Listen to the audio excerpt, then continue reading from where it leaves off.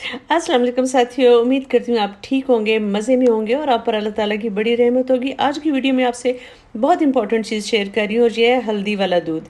इधर हमारे पास नीदरलैंड में तो अब ठीक-ठाक सर्दियाँ पड़ना शुरू हो गई हैं और ऐसी चीज़ें खाने-पीने में अच्छी लगती हैं। तो हल्दी वाला दूध जो है बहुत बेनिफिशियल है। मैं आपको इस वीडियो में उसकी रेसिपी भी बताऊँगी और उसके बेनिफिट्स भी बताऊँगी कि इनका फ़ायदा क्या होता है।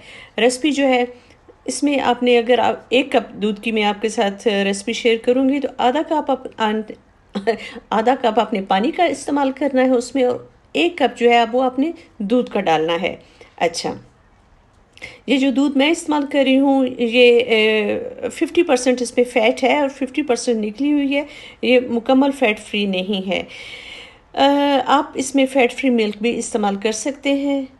इसमें इंग्रेडिएंट्स जो जाएंगी वो जाएगी हल्दी जाएगी, थोड़ी सी हल्दी, आप समझें कि जो छोटा वाला टीस्पून होता है ना वो आधा उसमें जाएगा और उसमें 1 टीस्पून सौंफ का होगा।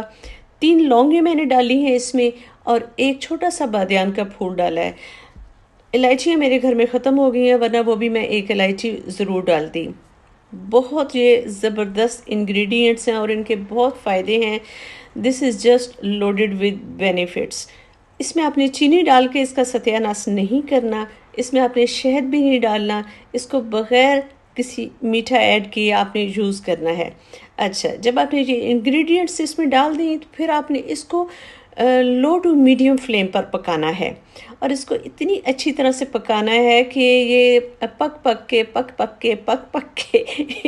1.5 कप जो लिक्विड था ना वो 1 कप रह जाए। ठीक है, उसके बाद आपने इसको छान कर आपने इसको इस्तेमाल करना है और वहाँ पर भी आपने कोई शशके नहीं डालने कि आप इसमें पिस्ताशियोज़ डाल रहे हैं, आप इसमें काजू डाल रहे हैं, आप इसमें बादाम डाल रहे हैं। नई चीज़ों को हेल्दी रहने दें। ठीक है, नट्स भी हेल्दी होते हैं लेकिन ये वाले शशके आप ना करें क्योंकि हल्दी वाला दूध जो है वो आप 2 से 3 दफ़ा हफ्ते में इस्तेमाल कर सकते हैं सर्दी के मौसम में। तो मैं आपको बताऊंगी कि इसके फ़ायदे क्या होते हैं। अच्छा, सबसे मेन फ़ायदा ये है कि ये एंटीऑक्सीडेंट्स होते हैं, आपके इम्यून सिस्टम को बहुत बूस्ट करते हैं। जो सारी होती हैं ना ऑक्सीडेंटल चीज़ें उनको तो वो निकालती है ना कि भाई निकलो मेरे इस जिस्म से। तो हल्दी जो है वो समझे एक वॉरियर बन के आपकी बॉडी में जाती है और आपकी बॉडी को प्रोटेक्ट करती है। नंबर 2, इसमें आप जो पेन किलर होती है, आपके जिस्म में जो दर्दें होती हैं और ख़ासतौर पे जो जोड़ों की दर्दें होती हैं उसके लिए ये हेल्दी हल्दी बहुत हेल्दी है। तीसरा इसका मेन फ़ायदा जो है वो ये है कि ये ब्रेन फंक्शंस को और मेमोरी को इम्प्रूव करती है। चौथा इसका फ़ायदा ये है कि ये आपके मूड को भी एनहांस करती है। ये ब्रेन के उन हिस्सों को ट्रिगर करती है जिसका ताल्लुक आपके मूड को खुशगवार बनाने से होता है। फिर ये है कि हार्ट डिजीज़ के लिए बहुत बेनिफिशियल है। छठा फ़ायदा इसका ये है कि ये ब्लड शुगर लेवल्स जो हैं उनको लो करता है। तो शुगर के मरीज़ों के लिए जिनकी शुगर हाई रहती है उनके लिए ये बहुत बेनिफिशियल है। कैंसर को रिड्यूस करता है। साइंटिफिकली ये चीज़ें प्रूव हो चुकी हैं कि कैंसर का जो रिस्क होता है उसको हल्दी जो है वो रिड्यूस करती है। फिर एंटीबायोटिक इसमें इंग्रेडिएंट्स हैं। ये जो मैंने आपको बताई ना जो इसमें हम इंग्रेडिएंट्स डाली हैं ये सारा कॉम्बिनेशन मिलकर एक बहुत खूबसूरत चीज़ बन जाती है।